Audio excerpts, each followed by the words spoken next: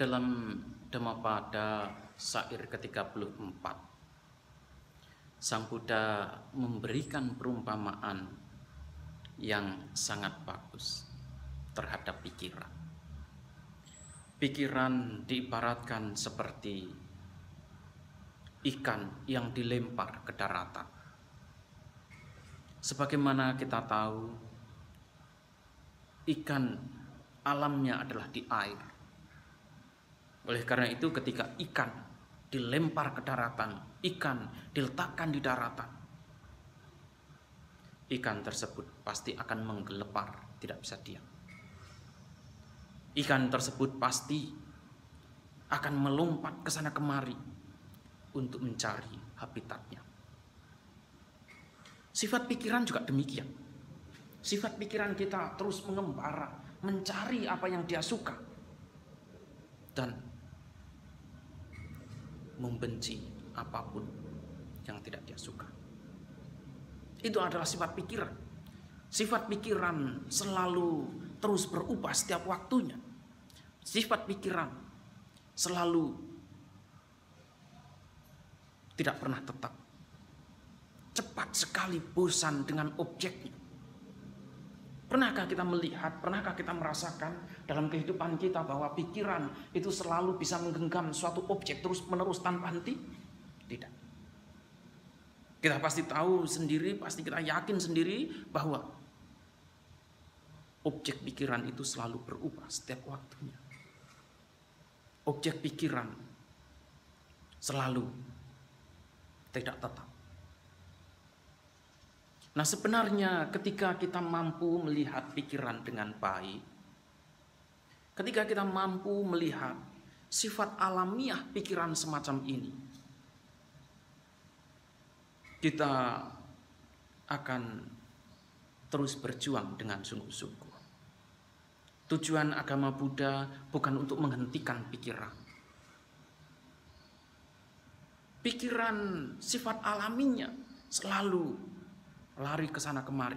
Itu normal, itu alamiah, itu natural. Tugas kita adalah untuk membebaskan pikiran itu dari persepsi kebencian yang selama ini telah kita bentuk. Sekalipun kita dalam kondisi meditatif, pikiran tetap akan terus berjalan. Pikiran akan tetap terus mengembara. Pikiran akan tetap terus lari. Kadang-kadang tampak, terlihat, kadang-kadang juga tidak. Kadang-kadang jelas, kadang-kadang samar-samar dilihat. Namun pikiran selalu mengembara ke sana kemari. Dan ini adalah sifat alamiah. Sifat yang umum, sifat yang lumrah. Hanya saja, apa yang perlu digarisbawahi adalah bagaimana kebencian, keserakahan, kebodohan batin tidak lagi menyertai proses pikiran itu.